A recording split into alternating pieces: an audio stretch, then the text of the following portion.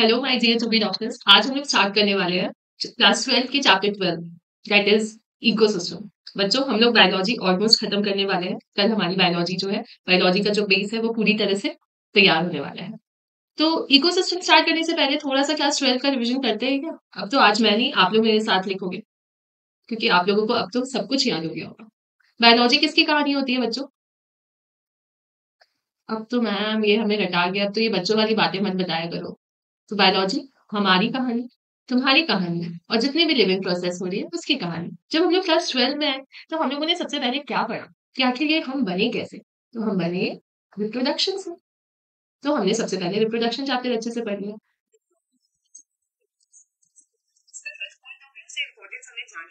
फिर हम लोगों ने रिप्रोडक्टिव हेल्थ के बारे में पढ़ाई की। और जब हमें रिप्रोडक्टिव हेल्थ के बारे में पता चला, फिर हमारे दिमाग में क्वेश्चन आया, हम बन तो गए लेकिन हमारे अंदर मम्मी पापा से क्या आया जिससे हम मम्मी पापा जैसे दिख रहे हैं, इसके बारे में बताओ। तो फिर हम लोगों ने इनहेरिटेंस चैप्टर में जीन्स के बारे में पढ़ा। फिर अब ये जीन्स आखिर बना किसका है, ये तो बताओ, इसकी मॉलिक्यूलर बेसिस तो बताओ। फिर हम लोगों ने मॉलिक्यूलर बेसिस पढ़ा। जब हमने मॉलिक्यूलर बेसिस पढ़ लिया, फिर हमारे दिमाग में क्वेश्चन आया कि मैम हमने तो बहुत कुछ अभी recent recent living organism, living process के बारे में पढ़ा, लेकिन मैम हमने सुना है कि हम ना बंदर से बने हैं और पहले कुछ डायनासोर नाम के ऑर्गेनिजम्स थे, लेकिन इनके बारे में ना हमें कभी किसी ने डिटेल में नहीं बताया। आज थोड़ी सी हिस्ट्री पढ़े क्या? तो फिर हम लोगों ने इवोल्यूशन चैप्टर में इसकी डिटेल पढ़ी। अब हमें ये सारा कुछ पता चल गया।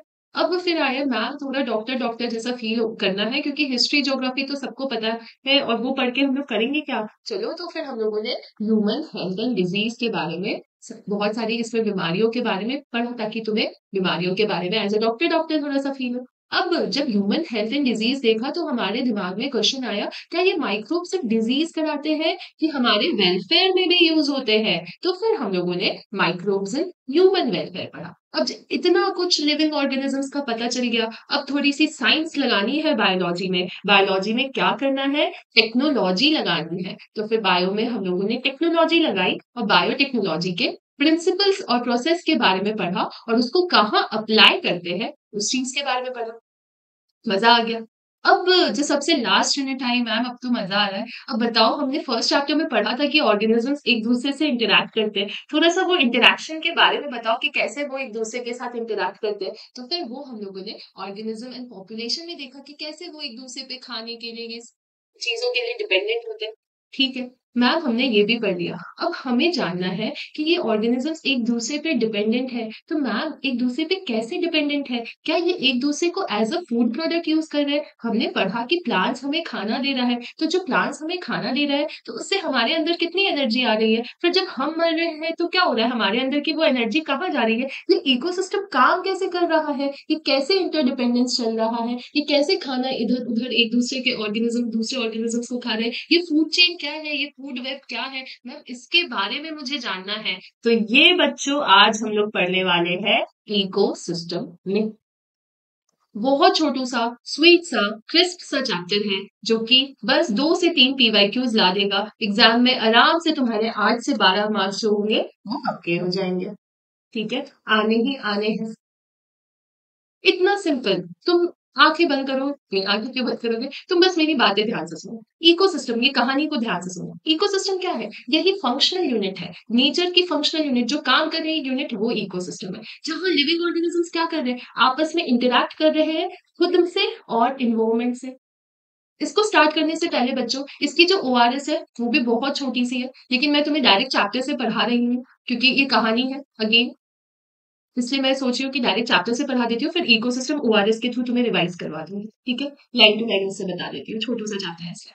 अब यहाँ पे क्या है, इकोसिस्टम कैसे स्टार्ट होगा? तुम क्या है, छोटा पॉन्ड भी इकोसिस्टम है, बड़ा सा सी भी इकोसिस्टम है, छोटा सा ग्रासलैंड भी इकोसिस्टम है, बड़ा सा फॉरेस्ट भी इकोसिस्टम है, हर चीज इकोसिस्टम है। तो मैम हर चीज इकोसिस्टम है, ये पूरा वर्ल्ड इकोसिस्टम है, इसको पढ़े कैसे? क्या जैसे हम लोगों ने लिविंग ऑर्गेनिजम्स को पढ़ने के लिए क्लासिफाई किया था, वैसे ही क्या इकोसिस्टम को क्लासिफाई कर सकते हैं क्या? बिल्कुल कर सकते हैं। पानी में रहने वाली इकोसिस्टम अलग, दुनिया में लैंड पे रहने वाली इकोसिस्टम अलग, और जो हमने बनाई इकोसिस्टम वो और अलग। तो जमीन पे जो इकोसिस्टम है क्या है, टेरेस्ट्रियल इकोसिस्टम में फॉरेस्ट है, ग्रासलैंड है, डेजर्ट्स है, और जो पानी में रह रही है, पॉन्ड्स है, लेक्स है और वेटलैंड है, रिवर है, ये सारी पानी में रहने वाली इकोसिस्टम है। अब हमने बनाया, हमने एक्वेरियम बनाया, तो क्या वो एक्वाटिक इकोसिस्टम हुआ? नहीं, हमने खुद से पानी इकट्ठा किया और वहां पे फिशेस ला करके रख दिए, वो मैन मेड इकोसिस्टम हो गया। हमने जो क्रॉप फील्ड्स ग्रो किए वो हमारे द्वारा ग्रो किए गए, तो वो मैन मेड इकोसिस्टम में है।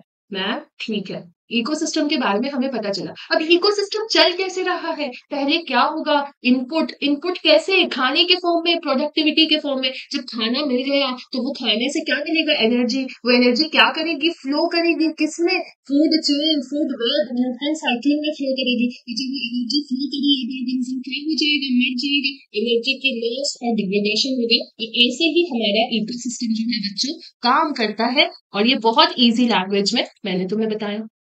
अब मैम इकोसिस्टम में कैसे स्पीसीज डिस्ट्रीब्यूटेड है, कैसे आपस में इंटरेक्शन हो रहा है, तो बच्चों वर्टिकली डिस्ट्रीब्यूटेड है डिफरेंट स्पीसीज। वर्टिकल डिस्ट्रीब्यूशन का मतलब हर्ब्स और श्रब्स नीचे, हर्ब्स और श्रब्स, ग्रासेस नीचे, उसके ऊपर श्रब्स एंड उसके ऊपर ट्रीज, एक वर्टिकल डिस्ट्रीब्यूशन है जिसको हम लोग स्ट्रैटिफिकेशन बोलते हैं। ऐसे सारे स्पीसीज जो है वो डिस्ट्रीब्यूटेड है। ठीक है मैम, इतना समझ आया। मैम इकोसिस्टम को फंक्शनल यूनिट बोल रहे हैं, एक यूनिट है जो काम कर रही है पूरे दुनिया में। तो कैसे काम कर रही है, क्या क्या कंपोनेंट्स है जो इसके अंदर हो रहे हैं, तो productivity, decomposition, energy flow and nutrient cycle, ये चार चीजें हो रही है। क्या क्या, productivity, decomposition, energy flow and nutrient cycle. सबको एक छोटू सा एग्जांपल बच्चों एक्वाटिक इकोसिस्टम से हम लोग समझेंगे। प्रोडक्टिविटी मतलब प्रोडक्शन, प्रोडक्शन कौन करता है, यूजुअली प्लांट्स करते हैं। खाना कौन बनाता है, प्लांट्स करता है। तो पानी में प्लांट कौन है, फाइटोप्लैंक्टन, एल्गी, और ये ऊपर ही ऊपर क्या कर रहे हैं, फ्लोट कर रहे हैं, और ये प्रोडक्टिविटी में हेल्प कर रहे हैं। ठीक है, उसके बाद क्या, डिकम्पोजिशन। जब कोई भी लिविंग ऑर्गेनिजम्स यहाँ पे मरता है, मतलब तो फिर क्या होगा, उस पे डिकम्पोजर्स आएंगे और उसको खाएंगे और इनऑर्गेनिक मटेरियल निकालेंगे। तो उसको वो कहाँ पे प्रेजेंट होता है, वो एकदम बॉटम में प्रेजेंट होता है। तो यहाँ पे प्रोडक्टिविटी वाली चीजें हो रही है, यहाँ पे डिकम्पोजिशन वाली पार्ट हो रही है। तो फंगाई, बैक्टीरिया, फ्लैजलेट्स, ये सब कहाँ पे है, बॉटम में है। खाना बन गया, ऑर्गेनिज्म मर भी गया, लेकिन बीच में एनर्जी फ्लो के बारे में कौन बताएगा, तो एनर्जी फ्लो कैसे, इसको खाना किसने खाया, इसके नीचे वाले जू प्लैंक्टन ने खाया, फिर जू प्लैंक्टन को किसने खाया होगा, बड़े बड़े फिशेस ने खाया होगा। तो ऐसे करके क्या हो रहा है, एनर्जी फ्लो हो रहा है, और ये जब फिशेस मरेंगी तब डिकम्पोजिशन होगा। अब जब डिकम्पोजिशन हो गया तो क्या होता है, इनऑर्गेनिक न्यूट्रिएंट रिलीज होते हैं। क्या ये इनऑर्गेनिक न्यूट्रिएंट वापस से प्लांट्स यूज कर सकते हैं क्या, बिल्कुल यूज कर सकते हैं। क्या मिनरल्स की रिसाइकलिंग हो रही है, बिल्कुल हो रही है। तो ऐसे पूरा इकोसिस्टम काम करता है। पहले खाना बनेगा, पकेगा, प्रोडक्शन होगा उसका, फिर एनर्जी फ्लो करेगी, फिर वो ऑर्गेनिजम्स मरेगा तो मिनरल्स की रिसाइकलिंग होगी, उस मरे हुए ऑर्गेनिजम्स को डिकम्पोजर्स खाएंगे, मिनरल्स रिलीज होगा, एंड ऐसे हमारा जो साइकिल है वो चलता रहेगा। मैम अब धीरे धीरे एक एक कंपोनेंट पे आओ। तो एक एक कंपोनेंट क्या है, सबसे पहले हम लोग पढ़ने वाले प्रोडक्टिविटी, प्रोडक्शन, प्राइमरी प्रोडक्शन सबको पता है। प्राइमरी प्रोडक्शन कौन करता है, प्लांट्स करते हैं। तो प्राइमरी प्रोडक्शन क्या हुआ कि कितना अमाउंट ऑफ बायोमास या ऑर्गेनिक मैटर एक प्लांट फोटोसिंथेसिस करते हुए एक एरिया में एक टाइम पे प्रोड्यूस करे, that is primary production. Primary production क्या हुआ, एक टाइम पे प्लांट्स एक एरिया में कितना बायोमास और ऑर्गेनिक मैटर, कितना खाना बना रहा है, वो प्राइमरी प्रोडक्शन हो गया। तो प्राइमरी प्रोडक्शन किस में हम लोग एक्सप्रेस करेंगे, ग्राम पर मीटर स्क्वायर में, इतना ग्राम वो इतना एरिया में बना रहा है। अब किस रेट से बना रहा है, ग्राम पर मीटर स्क्वायर पर ईयर, किस रेट से पूरे साल में बना रहा है, पूरे मंथ में किस रेट से बना रहा है, दैट इज प्रोडक्टिविटी। अब कोई चीज, जो बच्चे शार्क टैंक देखते होंगे, जिनको थोड़ा सा बिजनेस में इंटरेस्ट होगा, उनको ग्रॉस और नेट प्रॉफिट या ग्रॉस मार्जिन इसके बीच में डिफरेंस पता होगा। तो वैसे ही यहाँ पे होता है बच्चों, gross primary productivity and net primary productivity. Gross total कितना प्रोडक्शन हुआ ऑर्गेनिक मैटर का during photosynthesis is gross primary productivity. ठीक है, टोटल जो प्रोड्यूस हुआ, लेकिन जो प्रोड्यूस हुआ उसमें रेस्पिरेशन के टाइम पे जो लॉस हुआ उसको अगर निकाल दो तो वो कहलाएगी उसकी नेट प्राइमरी प्रोडक्टिविटी। तो ग्रॉस प्राइमरी प्रोडक्टिविटी में से रेस्पिरेटरी लॉस को माइनस किया तो क्या कहलाया, नेट प्राइमरी प्रोडक्टिविटी। तो नेट प्राइमरी प्रोडक्टिविटी लॉस कैसे हो रही है, तो वो अवेलेबल बायोमास है फॉर कंजम्पशन ऑफ अच्छा सॉरी, रेस्पिरेटरी लॉसेस हुआ, उसके बाद नेट प्राइमरी प्रोडक्टिविटी हुई क्या बच्चों? वो अवेलेबल बायोमास जो अब हेटेरोट्रॉफ्स, हर्बीवोर्स एंड डिकम्पोजर्स खाएंगे। इसका मतलब समझ आया? एक टोटल जो उसने एनर्जी बनाई वो उसकी ग्रॉस प्राइमरी प्रोडक्टिविटी थी। अब वो भी तो रेस्पिरेशन करेगा, उसको भी तो एनर्जी चाहिएगी, तो वो रेस्पिरेशन के थ्रू एनर्जी लॉस कर गया, तो उसको बोला नेट प्राइमरी प्रोडक्टिविटी। और यही नेट प्राइमरी प्रोडक्टिविटी को कौन खाएगा? हेटेरोट्रॉप्स खाएंगे। तो उनके पास कितना अवेलेबल बायोमास है? नेट प्राइमरी प्रोडक्टिविटी, क्योंकि ग्रॉस प्राइमरी प्रोडक्टिविटी से रेस्पिरेटरी लॉसेस हो चुका है। क्लियर? अब यहाँ पे आता है सेकेंडरी प्रोडक्टिविटी। सेकेंडरी प्रोडक्टिविटी बच्चों क्या होता है कि अब जो न्यू ऑर्गेनिक मैटर कंज्यूमर बना रहे हैं, पहले जो प्रोड्यूसर बनाया वो प्राइमरी प्रोडक्टिविटी थी, अब जो कंज्यूमर बनाएगा दैट इज तुम्हारा सेकेंडरी प्रोडक्टिविटी। प्रोडक्टिविटी किस चीज पे डिपेंड करेगी बच्चों? उस जगह के इन्वायरमेंट पे, बिल्कुल। उस जगह के न्यूट्रिएंट की अवेलेबिलिटी पे, बिल्कुल। उसकी फोटोसिंथेटिक कैपेसिटी पे उस प्लांट की, बिल्कुल। अब एनुअल नेट प्राइमरी प्रोडक्टिविटी पूरे बायोस्फीयर में 170 बिलियन टन खाना बनता है, ऑर्गेनिक मैटर बनता है, बायोमास बनता है। Can you ever imagine? उसमें भी 170 बिलियन टन। अब हम लोगों को पता है कि ओशंस ज्यादा प्रेजेंट है एनवायरमेंट में, लेकिन क्या ओशन सबसे ज्यादा अमाउंट ऑफ फूड दे रहे हैं, क्या ऑर्गेनिक मैटर दे रहे हैं? नहीं। 70% होने के बाद भी 55 बिलियन टन ही खाना आ रहा है। रिमेनिंग 115 बिलियन टन खाना बच्चों हमारे लैंड में प्रोड्यूस हो रहा है। ये हम लोगों को याद रखना है। ठीक है, तो हम लोगों ने जो सबसे पहला कंपोनेंट था प्रोडक्टिविटी इकोसिस्टम का पढ़ लिया। अब जो दूसरा स्टेप आता है, दूसरा कंपोनेंट आता है बच्चों डीकंपोजिशन। डीकंपोजिशन सुन के खराब लगता है, लेकिन हमारे लिए बहुत एसेंशियल प्रोसेस है। कैसे? सुनो।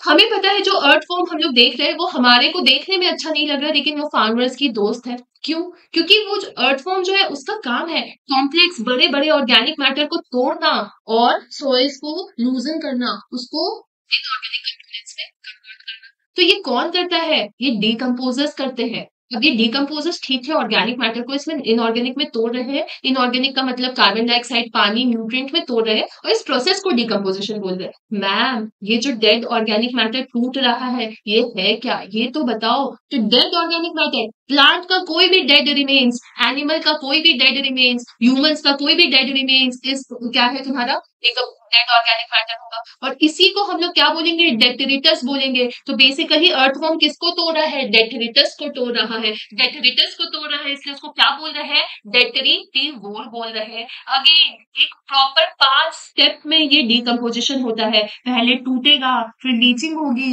कैटाबॉलिज्म होगा, ह्यूमिफिकेशन होगा, मिनरलाइजेशन होगा। एक एक करके पढ़ते हैं। फ्रैगमेंटेशन, सबसे पहले अर्थवॉर्म जैसे ही डेट्रिटस को देखे, चलो चलो तुम्हें तो तोड़ते हैं, वो उसको स्मॉलर पार्टिकल्स में तोड़ देगी, उसको फ्रैगमेंटेशन बोलते हैं। अब जब वो तोड़ी तो उसमें कुछ जो इनऑर्गेनिक न्यूट्रिएंट निकले जो वाटर सॉल्युबल है, वो बोलेंगे मैं तो पानी में सॉल्युबल हूँ, वो नीचे नीचे नीचे नीचे सॉइल ऑरिजिन के चले जाएंगे और वो अनअवेलेबल सॉइल्स के फॉर्म में रहेंगे, वो नीचे जाकर के जमा हो जाएंगे, इसको बोलेंगे लीचिंग।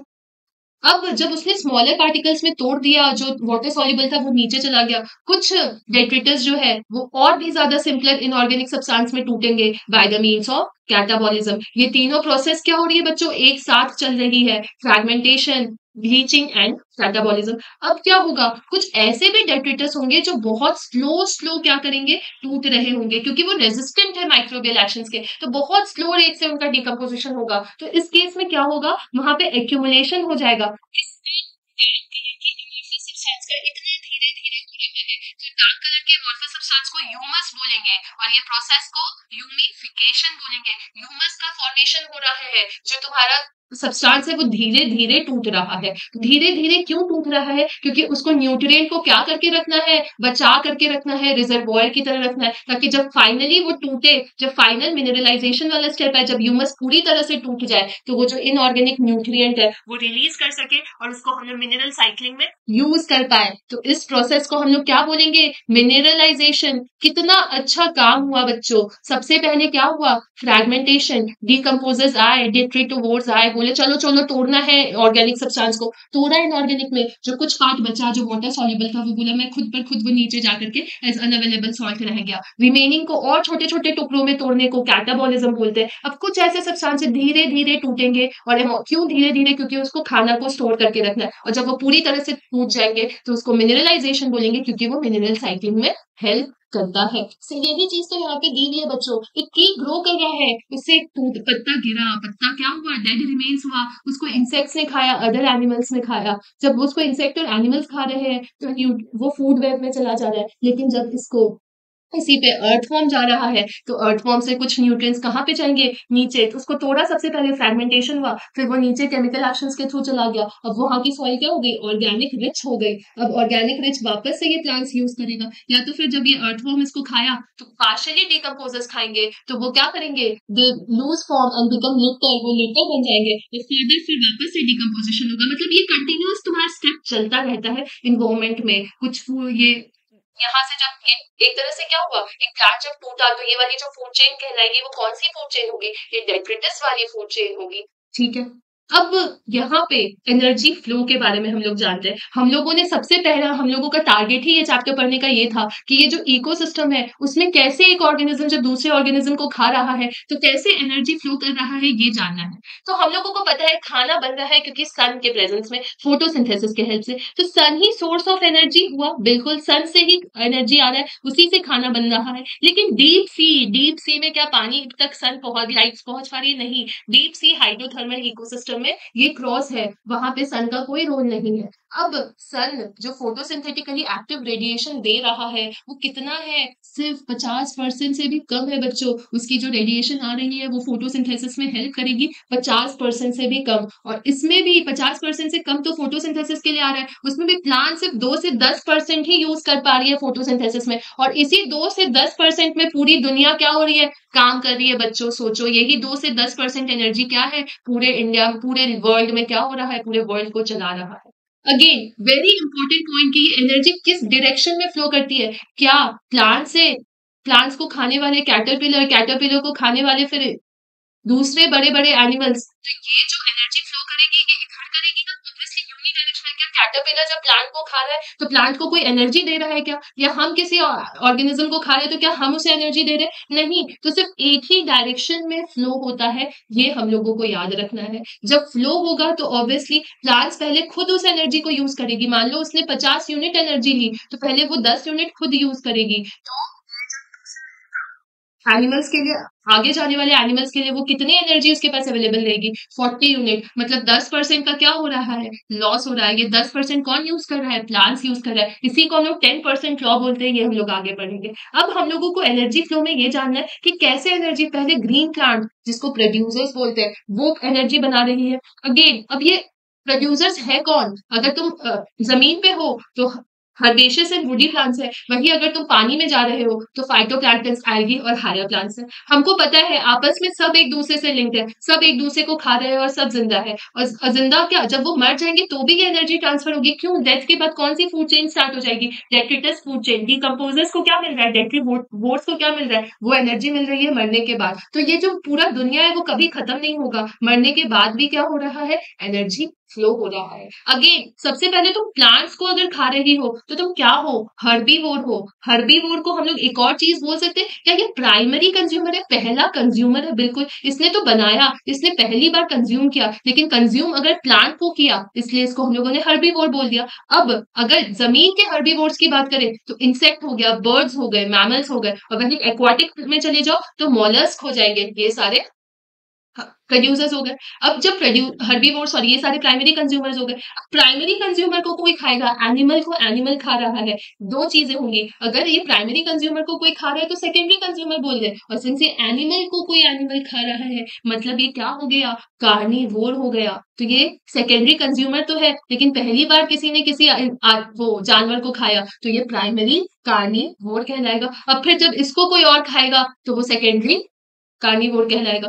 क्लियर? तो ये जो देखो बच्चों, ग्रेजिंग फूड चेन मतलब जो प्लांट से स्टार्ट होकर के हायर एनिमल्स पे खत्म होती है वो ग्रेजिंग फूड चेन होती है। और detritus food chain dead organic matter से स्टार्ट होकर के डिकम्पोजर्स पे खत्म होती है, उसकी डेट्रिटस फूड चेन होता है। मतलब हमें पता है डेड ऑर्गेनिज्म से स्टार्ट होगी, उसको डिकम्पोजर्स खाएंगे जो कि हेट्रोट्रॉफिक होंगे, मेनली फंगस और बैक्टीरिया खाएंगे, और उसको तोड़ेंगे किसमें, इनऑर्गेनिक न्यूट्रिएंट में तोड़ेंगे। और इस टाइप के मोड ऑफ न्यूट्रिशन को क्या बोलते हैं, सैप्रोट्रोफिक। डेड रिमेन्स पे खा करके खाना बनाना, उसको खा करके अपने फूड रिक्वायरमेंट को पूरा करना इज कॉल्ड एज सैप्रोट्रोफिक। अब यहाँ पे दो चीज आती है, ग्रेजिंग फूड चेन के बारे में और डेट्रिटस फूड चेन के बारे में। अगर हम पानी में देखे बच्चों, पानी में ना ग्रेजिंग फूड चेन जो होता है उससे ज्यादा एनर्जी फ्लो करती है, प्लांट्स के थ्रू ज्यादा एनर्जी फ्लो करती है। लेकिन अगर वही तुम लैंड पे जाओ तो लैंड में डेट्रिटस मतलब डेड ऑर्गेनिजम्स के थ्रू ज्यादा एनर्जी फ्लो हो रही है। और ये एनर्जी ऐसा नहीं है एक से दूसरे में और दूसरे से तीसरे में, एक से दूसरे में, एक से तीसरे में, एक से चौथे में, दिस इज अ वेब, और फिर इससे किसी और में, इससे किसी और में, एक जाली यहाँ पे बन रहा है,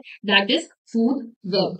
अब फूड जो चेन है बच्चों एक लेवल पे है, हर ऑर्गेनिजम्स एक लेवल कंस्टिट्यूट कर रहा है। जैसे प्रोड्यूसर्स सबसे पहला लेवल पे होगा, फर्स्ट ट्रॉफिक लेवल, जिसमें प्लांट्स आते हैं, फाइटोप्लैंक्टन, ग्रास, ट्रीज, ये सब। फिर उसको खाने वाला क्या हुआ, प्राइमरी कंज्यूमर जो कि हर्बीवोर है, वो सेकंड ट्रॉफिक लेवल पे आएगा। सबका एग्जांपल्स पूछा जाएगा बच्चों, बार बार रिपीटेड ये एग्जाम्स में आते हैं। सिर्फ 8 से 12 मार्क्स आएंगे, लेकिन 8 से 12 मार्क्स कंफर्म आएंगे, you can easily score these marks, क्योंकि बहुत इजी चैप्टर है, समझने वाला चैप्टर है। ठीक है, अब सेकंड ट्रॉफिक लेवल से फिर थर्ड ट्रॉफिक लेवल में गए तो वो कार्निवोर बन गए, बर्ड्स, फिशेस और वुल्फ। और जब वो टॉप के कार्निवोर बन गए तो that is fourth trophic level, जिसमें आता है तुम्हारा मैन और लायन। क्लियर? तो ऐसे करके तुम्हारा एनर्जी फ्लो कर रहा है। अब ये तो हम लोग को पता है, हर ट्रॉफिक लेवल पे क्या है, मास ऑफ लिविंग मटेरियल है एक पर्टिकुलर टाइम पे, सही बात है। एक पर्टिकुलर टाइम पे लिविंग मटेरियल का मास है, उसी को हम लोग क्या बोल रहे हैं, standing crop. Standing crop, mass of living organism, जिसको हम लोग बायोमास बोल रहे हैं। तो बायोमास, बायोलॉजिकल ऑर्गेनिजम्स का मास को बायोमास बोलते हैं। बायोमास क्या, फ्रेश वेट और ड्राई वेट कैसे कैलकुलेट करेंगे, ज्यादा एक्यूरेट है ड्राई वेट से। और हमें पता है 10% लॉ पता है ना, कि एनर्जी हर ट्रॉफिक लेवल से जब ट्रांसफर होगी तो ओनली 10% ही एनर्जी जो है वो हर ट्रॉफिक लेवल पे जाएगी। ठीक है, मतलब अगर इसने 100 यूनिट लिया तो इसका सिर्फ 10% जो एनर्जी होगा, इसमें 10% वो इसके पास जाएगा, 10% का फिर जो 10% है वो इसके पास जाएगा, ऐसे करके जाएगा। ठीक है, ये पूरा फूड वेब बच्चों यहाँ पे दिखा रहा है, कैसे एक ट्रॉफिक लेवल से दूसरे ट्रॉफिक लेवल, लेकिन अदर ऑर्गेनिजम्स भी एक पूरा जाल की तरह यहाँ पर बन रहा है। अब पिरामिड बच्चों, इकोलॉजिकल सिस्टम जो है, इकोसिस्टम है, वो एक पिरामिड है। वो कौन सी पिरामिड है, याद है जब मैंने तुम्हें इंट्रोडक्शन चैप्टर पढ़ाया था तो हम लोगों ने क्या बोला था कि हमारा जो एग्जाम है, हमारा जो कॉम्पिटिटिव एग्जाम है, वो एक पिरामिड की तरह है। पिरामिड मतलब क्या होता है, पहले बेस होता है और ऊपर में फिर टॉप होता है ना। तो वैसे ही हम लोगों को सबसे पहले अपना बेस तैयार करना है, फिर उसको हम लोगों को रिवाइज करना है, उसके क्वेश्चंस लगाने हैं, और उसको जब एक जगह एसिमिलेट करके तुमने बार बार पढ़ लिया तो तुम क्या करोगे, अपनी रिजल्ट अच्छी लाओगी। तो वैसे ही यहाँ पे भी है कि पहले बेस है और फिर टॉप है, और ये मिलकर के एक पिरामिड बना रहे हैं। अब तुम पिरामिड नंबर का देखो, नंबर के बेसिस पे ऑर्गेनिजम्स के नंबर की बात हो रही है बच्चों। ग्रासलैंड इकोसिस्टम में प्रोड्यूसर्स क्या, ग्रासलैंड ज्यादा होंगे, प्लांट ज्यादा होंगे, बिल्कुल ज्यादा होंगे। कंज्यूमर्स क्या होंगे, उससे कम होंगे, उसको खाने वाले, उसको खाने वाले और कम होंगे, और उसको खाने वाले और कम, मतलब producer, primary consumer, secondary consumer, tertiary consumer. तो कैसा बन रहा है, एक अपराइट टाइप का पिरामिड बन रहा है। तो पिरामिड ऑफ नंबर कैसा हुआ बच्चों, अपराइट हुआ। तो अब पिरामिड ऑफ बायोमास, बायोमास क्या होता है, यही लिविंग ऑर्गेनिजम्स का मास होता है। तो ऑब्वियसली प्रोड्यूसर का क्या होगा, ज्यादा होगा, फिर प्राइमरी कंज्यूमर का कम, सेकेंडरी कंज्यूमर का कम, और टर्शरी कंज्यूमर का और कम। लेकिन यही बायोमास अगर तुम एक्वाटिक इकोसिस्टम में लो तो तुम ऐसा देखने को मिलेगा कि ऊपर जो प्लांट्स होते हैं, ऊपर जो फाइटोप्लैंक्टन्स होते हैं, वो इजिली विजिबल है, तो कोई भी इसको खा करके खत्म कर देता है। तो फाइटोप्लैंक्टन कम होते हैं, लेकिन जू प्लैंक्टन तो नीचे छुपे हुए हैं ना, तो जू प्लैंक्टन जो होंगे वो ज्यादा होंगे, मतलब प्राइमरी कंज्यूमर यहाँ पे ज्यादा होगा। तो यहाँ पे कैसा पिरामिड मिलेगा बच्चों, यहाँ पे इन्वर्टेड। अभी तक पिरामिड ऑफ नंबर और पिरामिड ऑफ बायोमास का स्ट्रेट मिला, लेकिन pyramid of biomass in aquatic ecosystem कैसा मिला, इन्वर्टेड मिला। ठीक है, यहाँ तक क्लियर। अब यहाँ पे बहुत इंपॉर्टेंट चीज, ऐसा नहीं है कि कोई भी स्पीसीज अगर एक ट्रॉफिक लेवल में है एक इकोसिस्टम में, तो दूसरे इकोसिस्टम में वो दूसरे ट्रॉफिक लेवल पे नहीं हो सकती। इसका बहुत अच्छा एग्जांपल बच्चों, अगर मान लो कोई स्पैरो सीड्स खा रही है, फ्रूट खा रही है, तो वो प्राइमरी कंज्यूमर हुई। लेकिन वही स्पैरो अगर इंसेक्ट और वॉर्म खाने लग गई तो वो क्या हो गई, सेकेंडरी कंज्यूमर हो गई। उसने अपना ट्रॉफिक लेवल दूसरे इकोसिस्टम में, दूसरे फूड चेन में चेंज कर लिया।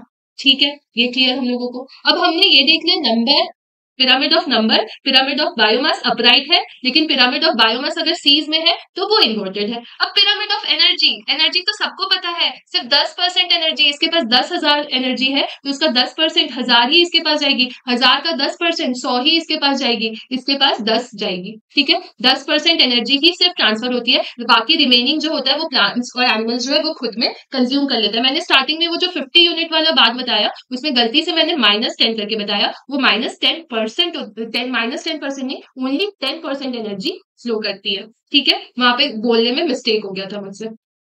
क्लियर हो गया।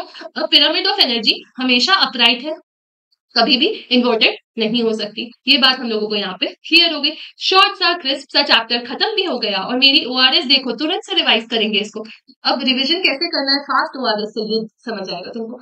इकोसिस्टम क्या है? फंक्शनल यूनिट जहाँ पे लिविंग ऑर्गेनिजम्स इंटरेक्ट कर रहे हैं आपस में और सराउंडिंग फिजिकल एनवायरनमेंट में। इसमें डिफरेंट डिफरेंट इकोसिस्टम है तो कैसे हम लोग उसको पढ़े, उसको क्लासिफाई कर दो। टेरेस्ट्रियल, एक्वाटिक और मैन मेड। फॉरेस्ट, ग्रासलैंड और डेजर्ट टेरेस्ट्रियल में आ गया। पॉन्ड्स, लेक एक्वाटिक में आ गया। Crop please aquarium man made हो गया। क्या इकोसिस्टम का कोई स्ट्रक्चर बताओ, स्पीसीज कैसे डिस्ट्रीब्यूटेड है? वर्टिकली डिस्ट्रीब्यूटेड है जिसको स्ट्रैटिफिकेशन बोलते हैं। कम्युनिटी का कैरेक्टरिस्टिक यही होता है। क्या इकोसिस्टम के क्या क्या कंपोनेंट्स होते हैं? सबसे पहले वहां पे क्या होगा, बायोमास और ऑर्गेनिक मैटर का प्रोडक्शन होगा एक एरिया में एक पर्टिकुलर टाइम पीरियड में ड्यूरिंग फोटोसिंथेसिस। और किस रेट से प्रोड्यूस हो रहा है उसको प्रोडक्टिविटी बोल रहे हैं, जो कि डिपेंड करता है कि वो प्लांट किस एरिया में है, क्या कितने न्यूट्रिएंट्स है वहां पे, उसकी खुद की फोटोसिंथेटिक कैपेसिटी क्या है, वो टोटल जितने ऑर्गेनिक मैटर बनाएगा उसको ग्रॉस प्राइमरी प्रोडक्टिविटी बोलेंगे। और उसमें से रेस्पिरेशन के टाइम पे जो लॉस हो रहा है वो नेट प्राइमरी प्रोडक्टिविटी है। तो नेट प्राइमरी प्रोडक्टिविटी ही कंज्यूमर खाने वाला है। नेट प्राइमरी प्रोडक्टिविटी पूरी बायोस्फीयर की सिर्फ 170 नहीं, सिर्फ नहीं, बहुत ज्यादा 170 बिलियन टन है। बट उसमें ओशंस कितने देते हैं? 55 बिलियन टन देते हैं। बाकी रेस्ट तुम्हारा कौन दे रहा है? लैंड दे रहा है। सेकेंडरी प्रोडक्टिविटी में जो न्यू ऑर्गेनिक मैटर कंज्यूमर्स बना रहे हैं। अब हम लोगों ने डिकम्पोजर्स की पूरी चेन भरी। डिकम्पोजर्स क्या करेंगे? डेड मैटर, डेड मैटर मतलब डेट्रिटिवोर्स, डेट्रिटस, डेट्रिटस को खाने वाले डेट्रिटिवोर्स। सबसे अच्छा एग्जांपल अर्थवॉर्म। वो क्या करेंगे? कॉम्प्लेक्स ऑर्गेनिक मैटर को इनऑर्गेनिक सब्सटेंसेस में कन्वर्ट कर देंगे। क्या क्या स्टेप्स है? सबसे पहले तोड़ेंगे, जो वाटर सॉल्युबल होगा वो नीचे चला जाएगा और रिमेनिंग जो बचा उसको और भी सिंपल सब पार्ट में तोड़ दिया। कुछ ऐसे बचेंगे जो अच्छे से नहीं टूटेंगे। क्यों? धीरे धीरे टूटेंगे। क्यों? क्योंकि उसको स्टोर करके रखना है न्यूट्रिएंट्स को। उसके बाद जब वो न्यूट्रिएंट को स्टोर कर जाएगा, जब वो कंप्लीटली टूटेगा तो वो न्यूट्रिएंट्स वापस से मिनरल साइकिल में यूज हो जाएगा। ये एक ऑक्सीजन रिक्वायरिंग प्रोसेस है। इसके रेट को कंट्रोल किया करता है कौन?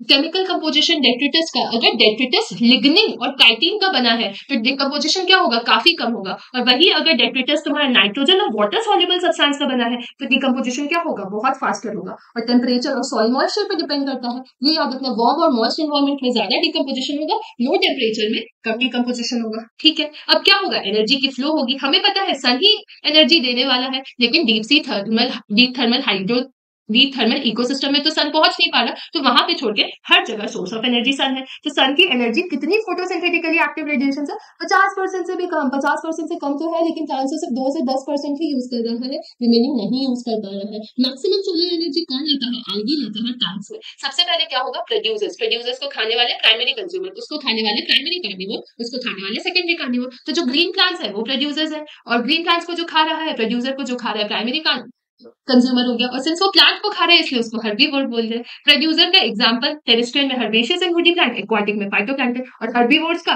टेरेस्ट्रियल में इंसेक्ट्स, बर्ड्स एंड मैमल्स, और एक्वाटिक में मॉलस्क। अब ये इसने अब जब हर्बीवोर को जो खाएगा वो प्राइमरी कार्निवोर कहलाएगा, और जब प्राइमरी कार्निवोर को कोई खाएगा तो उसको हम लोग सेकेंडरी कार्निवोर बोलेंगे। इसका बहुत अच्छा एग्जांपल यहाँ पे दिया हुआ है। अब जो डेड मैटर को खा रहा है वो डेट्रिटस फूड चेन में जाएगा। एक्वाटिक सिस्टम में ग्रेजिंग फूड चेन ज्यादा एनर्जी फ्लो करता है, टेरेस्ट्रियल में डेट्रिटस वाला करता है। अब हर ऑर्गेनिज्म एक लेवल का ऑक्यूपाई कर रहा है, फर्स्ट सेकंड थर्ड फोर्थ, जैसे जैसे वो ऊपर, जैसे जैसे उसका कंजम्पशन लेवल जा रहा है।